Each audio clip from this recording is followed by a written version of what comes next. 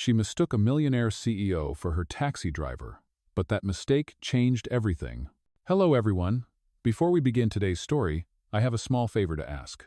Please hit subscribe and turn on the notification bell so you never miss our channel's new videos. It is quick, free, and the best way to support us in bringing you more dramatic stories.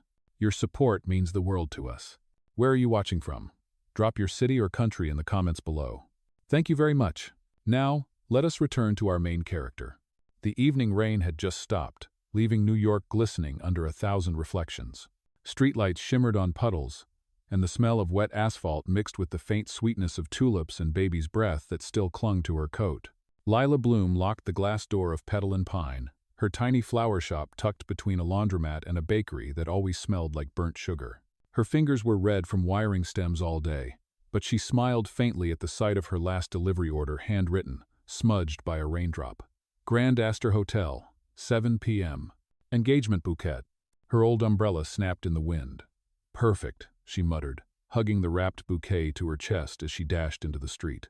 Cabs flew past, splashing gray water onto the sidewalk. She waved frantically, but no one stopped. Then she spotted a black Mercedes idling at the curb, headlights cutting through the drizzle. Without thinking twice, she yanked open the back door, slid in, and gasped for breath. Grand Astor Hotel, please. As fast as you can. The man in the driver's seat turned his head slowly. His dark hair was still damp. His jaw clean-shaven. His expression unreadable. For a moment, he said nothing. Then, in a calm, deep voice, "You are in quite a hurry." Yes, I am sorry," Lila blurted out, her cheeks burning. "The delivery's already late, and my boss, well, that would be me, is going to fire me if I do not make it on time." He glanced at her through the rearview mirror, amusement flickering behind his gray eyes. "All right then," he said, shifting the gear. "Buckle up." The car eased into the traffic. Raindrops streaked across the windows like tiny rivers. Lila exhaled, pressing the bouquet tighter. "Thank you," she murmured. "You are a lifesaver." He smiled faintly. "That is not what people usually call me." The drive was quiet except for the steady hum of tires and the soft jazz playing through the speakers. Lila studied the reflection of the man's face in the glass, too sharp, too calm for a taxi driver. His hands on the steering wheel looked like they belonged to someone used to commanding boardrooms, not traffic. Still, she was too exhausted to question it. Instead, she filled the silence with her nervous chatter. "You know, people think working with flowers is easy, but it is not. Roses have thorns, lilies stain your clothes, and tulips.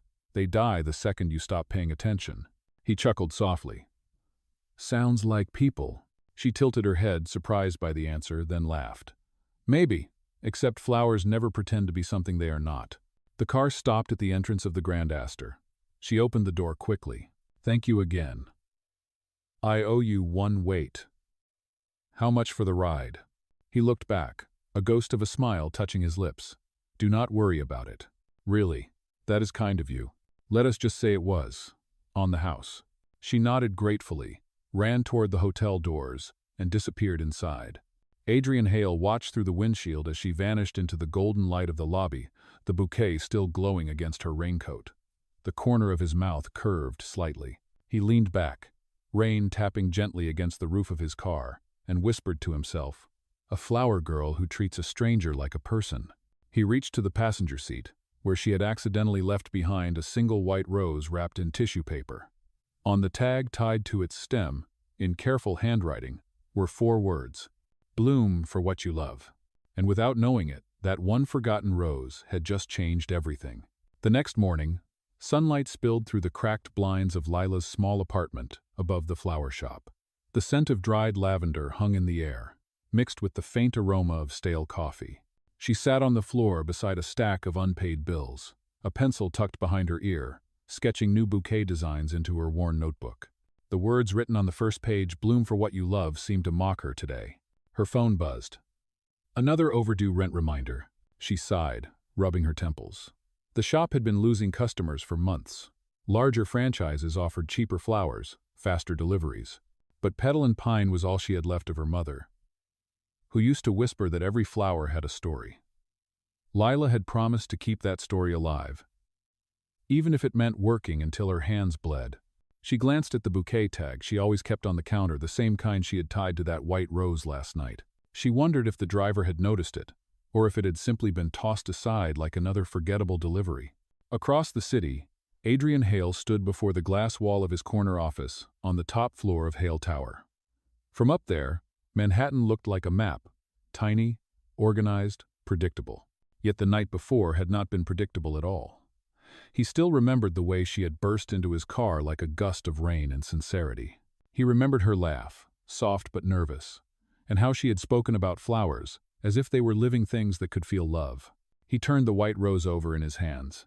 The petals had wilted slightly, but the words on the tag were still clear. Bloom for what you love. It was not something his board of directors would ever understand. A knock on the door pulled him back to reality. His assistant, Claire, entered briskly. "Sir, the investors' meeting starts in 10 minutes. Tell them to wait," he said calmly, placing the rose on his desk. Claire hesitated, startled. Adrian Hale never kept anyone waiting. Meanwhile, Lila hurried through the drizzle to open her shop. She flicked on the lights, and the soft glow revealed buckets of roses, lilies, and daisies waiting to be arranged. She wrapped her apron around her waist and whispered to herself, "All right, let us make today better." The bell above the door chimed. She looked up, expecting a customer, but saw a man in a dark gray suit standing there, a familiar calmness in his eyes. "You!" she breathed out, her voice almost a whisper. "The driver." Adrian smiled faintly. "That would be one way to describe me. What are you doing here?" He glanced around the small shop, breathing in the scent of fresh peonies. "I thought I should return something."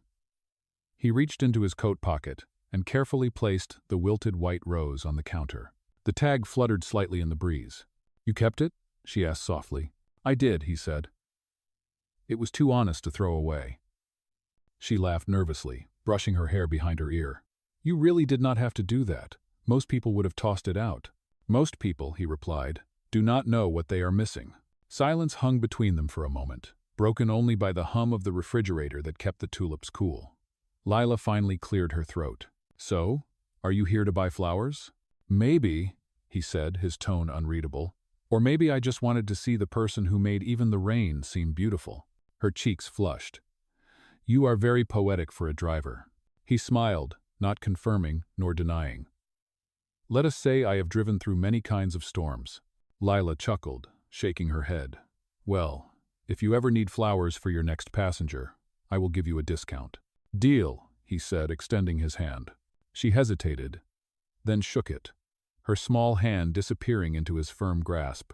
For a brief moment, something unspoken passed between them, a warmth that felt like sunlight breaking through a gray sky. When he left, she stood there for a long time, staring at the rose he had returned. She could not explain it, but something about that man lingered in her mind, like the scent of fresh rain. And for Adrian Hale, driving away from the little flower shop tucked on a quiet corner of the city, that same scent stayed with him, something honest, fragile, and dangerously unforgettable. A week later, Lila's flower shop smelled like heaven and heartbreak.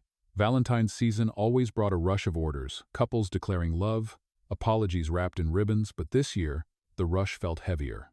She had spent every night cutting, trimming, and tying bouquets until her fingers turned raw. Still, the bills piled higher than the roses. That morning, she flipped the open sign and brewed her usual pot of coffee, trying to ignore the dull ache in her chest. The doorbell chimed again. A delivery man entered, carrying a long, rectangular box. "Package for Miss Lila Bloom." "Me?" she asked, surprised. She had not ordered anything. He nodded and left. Lila opened the box carefully. Inside lay a single glass dome containing a preserved white rose, identical to the one she had lost, and beneath it, a folded note written in neat, deliberate handwriting. "Every flower deserves a second chance to bloom. A. H." She stared at the initials, her heart fluttering. Adrian Hale. The driver who was not really a driver. But who was he then? The handwriting was elegant, practiced. Definitely not someone who lived paycheck to paycheck. The bell chimed again. This time, a woman in a navy blazer entered. "Good morning. I am from Hale Foundation," she said politely. "We are organizing a charity gala next week at the Grand Astor. We need floral arrangements for the entire ballroom. Are you available? Lila blinked, stunned. The Grand Astor? Yes. The theme is New Beginnings. Your shop was personally recommended by Mr. Hale. Her breath caught. He recommended me? The woman smiled. He said you understand the language of flowers better than anyone. After she left, Lila stood there in disbelief, clutching the note. It felt unreal. The same man she had mistaken for a cab driver had just given her the biggest opportunity of her career. She pressed her palms to her chest, whispering, "What are you doing, Adrian Hale?" Days passed quickly as she prepared for the gala. The small shop turned into a whirlwind of petals and paper. She barely slept, filling order lists, choosing colors, balancing beauty with budget. Her friend and part-time helper, Mia, watched her work tirelessly. "Lila, this could change everything," Mia said. "A Hale Foundation gala? You will be famous." "Or humiliated," Lila muttered. "What if they realize I do not belong there?" Mia smiled. "You belong anywhere your flowers bloom." The night of the gala arrived.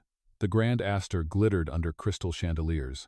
Lila stood in the ballroom, adjusting the final centerpiece, a towering arrangement of white roses and baby's breath shaped like a blooming heart. The guests began to arrive in tuxedos and sequined gowns. She stepped aside quietly, content to watch from the corner. Then, the voice of the host echoed across the hall. "Ladies and gentlemen, please welcome the founder and chairman of the Hale Foundation, Mr. Adrian Hale." The room erupted in applause. Lila's smile froze. She turned toward the stage, and there he was, tall, composed, breathtaking in a black suit. The man she thought was her driver now stood beneath the spotlight as one of the most powerful men in New York. Her hands trembled, nearly crushing the ribbon she held. Memories flashed through her mind: the night in the car, his calm voice, the way he had looked at her shop, the rose under glass. None of it had been an accident. Adrian's speech flowed with charm and precision. "Every act of kindness," he said, "no matter how small, has the power to change a life. Sometimes, even a stranger's kindness can plant a seed that grows beyond imagination." His eyes scanned the room and stopped on her. For a heartbeat, they simply stared at each other, two worlds colliding in silence. Lila felt her throat tighten. She backed away slowly, slipping through the side door into the quiet hallway. Her reflection stared back from the mirror on the wall-smudged mascara, trembling lips, a girl who had trusted too easily. Outside the ballroom, laughter and music swelled, but in her chest there was only one sound, her heartbeat, steady and broken all at once. She whispered to herself, "You were never my driver, were you?" And for the first time since her mother's funeral, Lila Bloom felt the sting of tears that smelled like roses and regret. Lila slipped into the service corridor behind the ballroom, her heart racing faster than the music inside. The walls smelled of champagne and dust, the echo of laughter fading behind the heavy doors. She pressed her back against the cool marble, trying to catch her breath. The truth spun around her like confetti she could not clean up. Adrian Hale, the driver who had smiled kindly in the rain, was the same man who now stood under chandeliers, shaking hands with senators and billionaires. Every word he had spoken replayed in her mind, and each one hurt a little more. A voice startled her. "Lila?" She turned, and there he was, no tuxedo under stage lights now, just Adrian, holding a glass of water, his expression uncertain. "You left before the dinner began," he said softly. "I was hoping you would stay." "I should not even be here," she replied, her voice trembling. "You could have told me who you were." "I know," he admitted. "But that night, in the car, you looked at me like I was a person. Not a name, not a title. I did not want to lose that." She shook her head. "You lied, Adrian. You let me believe you were someone else. Do you have any idea what that feels like?" He stepped closer, his tone low and honest. "I did not plan it. I just wanted a few moments of normal. Then you came along, and it felt like breathing for the first time." Her chest tightened. "You could have told me the truth before I walked into this room full of people who think I am nothing." "Do not say that," he said quickly. "You are not nothing." She smiled bitterly. "Then why do I feel like a fool holding a ribbon while you make speeches about kindness?" The silence that followed was unbearable. He reached into his pocket, pulling out a small velvet pouch. "Lila, I did not bring you here to embarrass you. I wanted to show you something." He opened the pouch and revealed a silver pin shaped like a white rose. "The foundation uses this symbol for new beginnings. I thought it was fitting because of you." Her eyes filled with tears she refused to let fall. "You do not need to fix me with charity." "It is not charity," he said gently. "It is respect." But the words could not erase the sting of being misled. She took a step back, her hands trembling. "I cannot do this. I need to leave. Lila, please." "Oh?" She met his gaze one last time. "You told me flowers are like people, remember? They bloom when someone believes in them. But you never really believed in me. You believed in the version of me that made you feel human." Then she turned and walked away, heels echoing down the marble corridor, the sound sharp as breaking glass. Adrian stood frozen, the silver pin still in his hand. Around him, the noise of the gala resumed: music, laughter, cameras, but it all felt distant. The spotlight that once defined him now felt like a cage. He glanced down at the white rose pin and whispered, "I did not mean to lose you before I even had you." Outside, the night air was cold, carrying the scent of crushed petals from the arrangements she had made. Lila stepped into the street, tears mixing with the rain that had started to fall again. She did not look back, and somewhere high above the city, behind glass walls and privilege, Adrian Hale realized that the only thing wealth could not buy was a second chance at honesty. For the next few weeks, the city moved on, but Lila's world felt stuck somewhere between winter and spring. Her flower shop stayed quiet. The Valentine's rush had faded, leaving behind only empty buckets and the faint smell of wilted stems. She worked in silence, avoiding questions from her friend Mia, avoiding mirrors, avoiding memories of a man whose name was printed on skyscrapers. Each morning, she unlocked the door of petal and pine and whispered the same words her mother used to say, "We bloom again." But the flowers did not bloom as easily as they once had. Customers stopped by less often. Even her hands, once steady, now trembled when she tied ribbons. One afternoon, she was arranging tulips when the bell above the door rang. A delivery boy stood outside, holding a sealed envelope. "For Miss Lila Bloom," he said. Inside was a simple letter, typed on elegant stationery. "Dear Miss Bloom, Hale Foundation would like to commission your shop for a project called Hearts in Bloom, a charity exhibition dedicated to local artists. The gallery will be in the Midtown district next month. You have complete creative freedom. Thank you for reminding us that kindness is an art form. Claire, on behalf of Mr. Adrian Hale." Lila read it twice, unsure whether to laugh or cry. It was just business, she told herself. But the words carried something gentler. Against her better judgment, she accepted. Over the next few weeks, she poured herself into the project. She designed floral sculptures that told stories: roses for courage, daisies for innocence, baby's breath for hope. For the first time since the gala, her shop came alive again. The air filled with color, scent, and the sound of scissors snipping through stems. Late one night, Mia found her asleep at the counter, surrounded by petals. "You have worked yourself to the bone," Mia said softly. Lila smiled faintly. "Maybe that is what it takes to grow something beautiful again." When the day of the exhibition arrived, she dressed simply, wearing a pale blue dress and the silver pin Adrian had once offered her, the one she had nearly thrown away but could not. The Midtown Gallery shimmered under soft light, filled with hundreds of arrangements from local artists, but none drew attention like hers. Her display stood at the center, a giant heart made entirely of white roses, surrounded by glass domes, each holding a single preserved bloom. On every tag were the same 4 words that had once hung from the rose she left in his car: "Bloom for what you love." Guests stopped to take pictures, admiring the quiet poetry of her work. Lila stood in the corner, content just to watch. Then, a familiar voice spoke behind her. "You turned a mistake into a masterpiece." She turned slowly. Adrian stood there, no tuxedo, no cameras, just a man in a gray coat holding a single white rose. Her heart pounded. "You should not be here," she said softly. "Maybe," he replied, "but I had to see the person who taught me that flowers are stronger than pride." For a long moment, neither spoke. The air between them was filled with the scent of roses and the weight of things left unsaid. Finally, she whispered, "You hurt me." "I know," he said quietly. "And I am not asking for forgiveness. I am asking for the chance to earn it." "Oh well." Lila looked at the rose in his hand, then back at her own creation glowing under the lights. For the first time in weeks, she let herself breathe. Outside the gallery windows, New York shimmered in early spring. The city was blooming again, and maybe, just maybe, so was she. After the exhibition, life at Petal and Pine slowly returned to rhythm, but something had changed. The story of the flower girl who decorated the Hale Foundation Gallery spread through the city like spring wind. Orders poured in. Reporters called for interviews. Yet every time someone mentioned Adrian's name, Lila's heart tightened not with anger anymore, but with something quieter, unresolved. Adrian did not contact her again. Weeks passed, then months. The white rose he had given her dried in a small glass vase behind the counter. Fragile, but still beautiful. Sometimes she caught herself staring at it while counting change, wondering if the petals missed the rain as much as she missed the sound of his voice.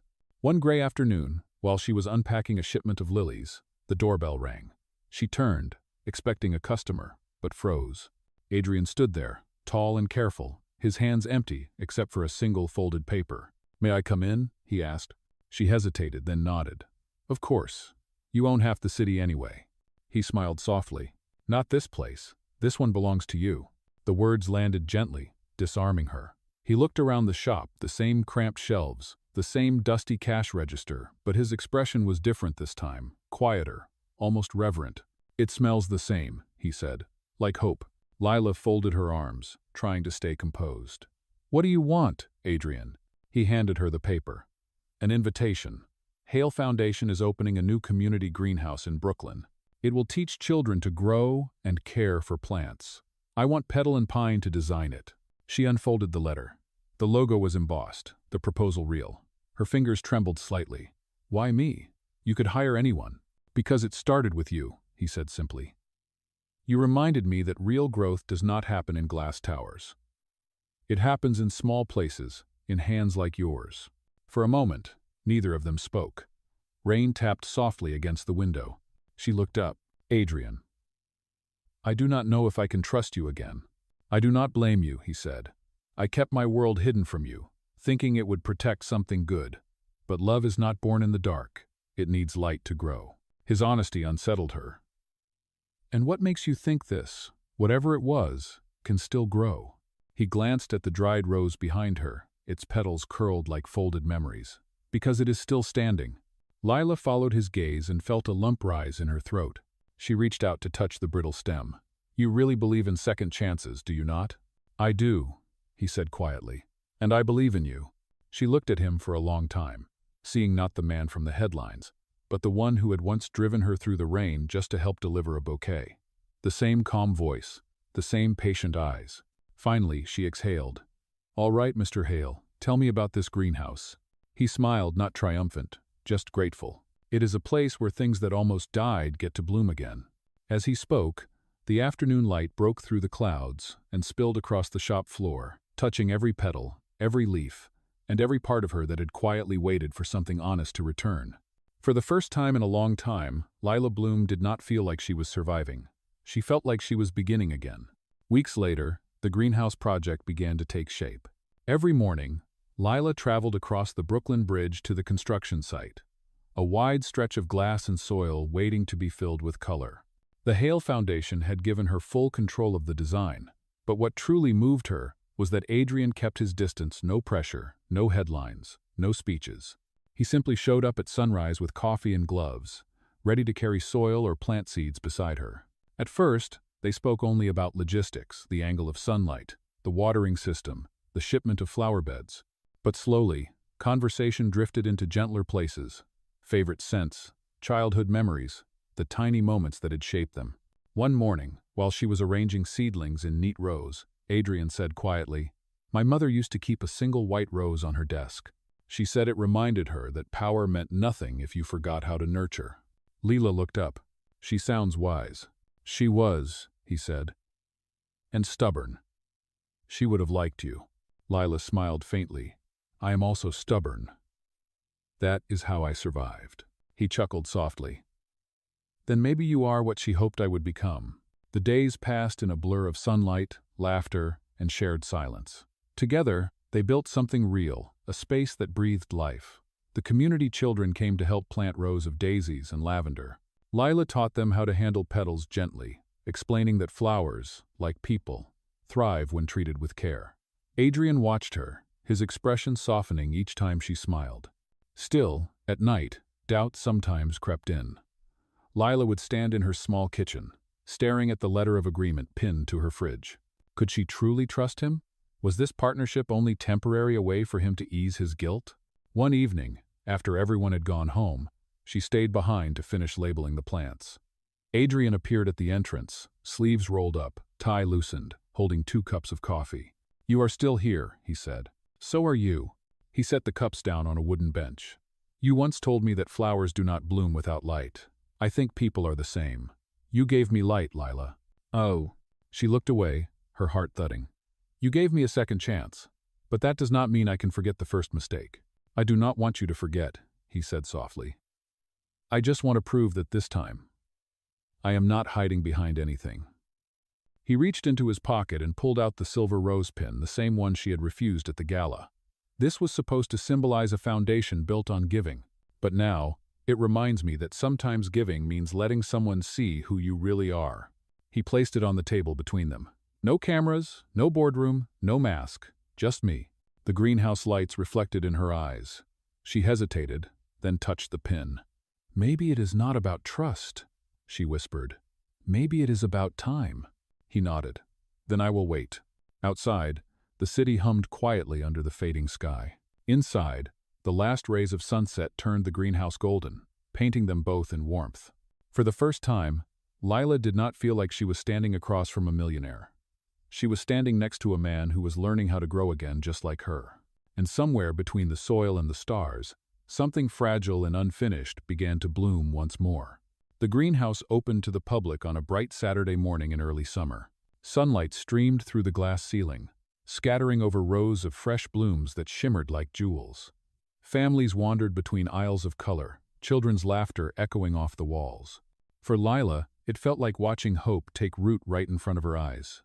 She stood by the entrance, greeting guests and adjusting a few displays, her hands still streaked with soil, her chest filled with quiet pride. Petal and Pine had its logo on the wall, small but permanent, a promise that her mother's dream had not been forgotten. Adrian moved among the visitors, shaking hands and answering questions. He looked different that day, lighter, freer. But there was still one thing left unspoken between them. As the crowd began to thin, he walked toward her, holding a folded newspaper. "You should see this," he said, offering it to her. On the front page, a headline read, "Local Florist Turns Mistaken Encounter into City Landmark." Lila read the article silently. It told their story, the rain, the car, the misunderstanding, but in a way that made it sound like fate, not chaos. She looked up at him, torn between laughter and disbelief. "So now the whole city knows?" He shrugged gently. "I tried to stop them, but maybe it was time." "Time for what?" she asked. "For the truth," he said simply. "I am not ashamed of where we met. That night changed me." Her pulse quickened. "Adrian." Before she could finish, a woman from the foundation approached. "Mr. Hale, the board meeting is waiting." He nodded, then turned back to Lila. "Will you stay after the crowd leaves? There is something I want to show you." When the greenhouse finally quieted, she followed him to the far end of the hall where sunlight poured through the glass. There, standing in a shallow pool of light, was a small white bench surrounded by roses. On the backrest, carved neatly into the wood, were 4 familiar words. "Bloom for what you love." Lila covered her mouth, eyes glistening. "You remembered." "I never forgot," he said. "This place started because of those words, because of you." He reached into his coat pocket and pulled out a tiny velvet box. "You once told me flowers never pretend to be something they are not. I want to be like that with you." Her breath caught. "Adrian, what are you doing?" He dropped to one knee, the sunlight catching the silver band in his hand. "Lila Bloom, will you let me spend the rest of my life learning how to deserve you?" Tears slipped down her cheeks as she whispered, "Yes." The crowd outside began to cheer, unaware of the quiet moment blooming inside the glass walls. And as the petals rustled gently in the breeze, the man who once lived behind boardroom glass finally found the kind of wealth that could not be measured in dollars, only in love. A year later, the greenhouse had become more than a project, it was a sanctuary. Every week, children and families came to plant seeds, learn, and laugh. The sign above the entrance now read, "The Bloom Foundation," named by Adrian and Lila together. The world knew it as a story about kindness, but for them, it was a promise that second chances could grow into something lasting. That morning, sunlight spilled across the rows of flowers, and the air smelled of earth and beginnings.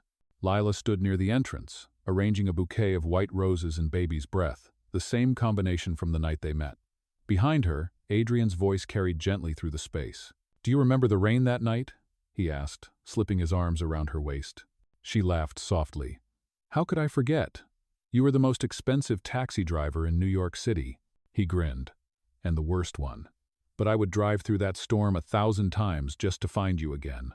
She turned to face him, her eyes reflecting the morning light. "You already did. You found me here."